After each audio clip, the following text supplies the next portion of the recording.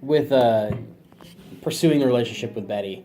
Last time, it's funny because last time we saw you, you guys were shooting the episode where you have your first kiss, right? And we talked about Which kind is of episode 6. yeah, yeah, and we talked about the idea of like asexual Jughead from the comics Yeah. and how it was something you were interested in pursuing, but you didn't think the writers were. How do you think that the audience response to that will be? Because obviously, sure. I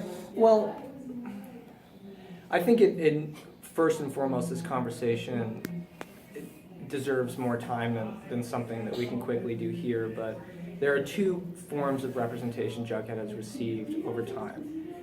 In Zdarsky's Jughead, he's asexual. That's the only Jughead where he is asexual. He's aromantic in the digest, which is a different thing, but deserves attention as well.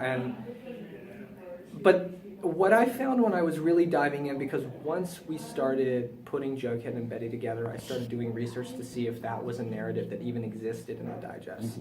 And it turns out it is. It's a narrative that's existed for a long time. There are a handful of digests in which Jughead would say things like, oh, Betty, if I did like women, I guarantee you would be the one I would marry outright. You are the best person around. And say these things that, are really romantic and cute with an appreciation for Betty. And I think it's become clear to me now that Roberto has taken off with that trend.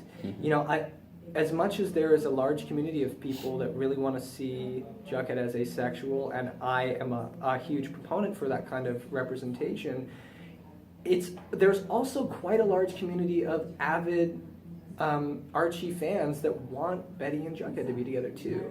So I think these are things we need to juggle when considering what Jughead is in Riverdale. This is a new universe. This is a new take on Jughead. And he is this tortured, damaged kid, this Holden Caulfield.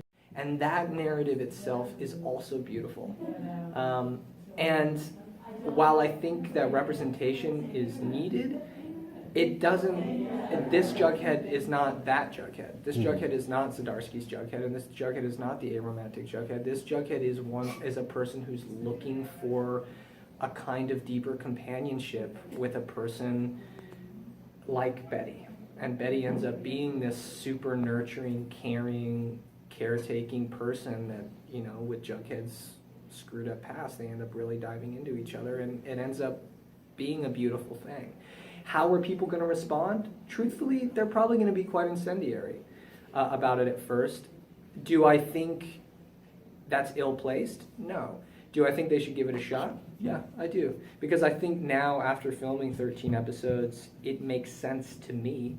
And if it makes sense to me as the person who's dumping so much time and especially so much argumentation into trying to represent Jughead correctly, if it makes sense to me, it'll make sense with other people as well. So that I thought was interesting as you're talking about needing kind of a deeper companionship that you haven't had in a long time. Do you think that part of that is the rift with Archie and the fact that you don't have a go-to? Definitely. I mean, and it's also important to remember that though Betty and Archie, when they were younger, were this kind of cute couple, Jughead, Betty, and Archie were the three childhood friends. And so Betty knows Jughead probably just as well as Archie does in certain ways, and she is also this sort of nostalgic force that was once morally just. Like I do believe Jughead is absolutely obsessed with what once was Riverdale. And Betty still represents this kind of morality and purity that he associates to this more Peter Pan-like childhood version of Riverdale, and finds great comfort in that and becomes easily accessible and resonates with him, and so yeah.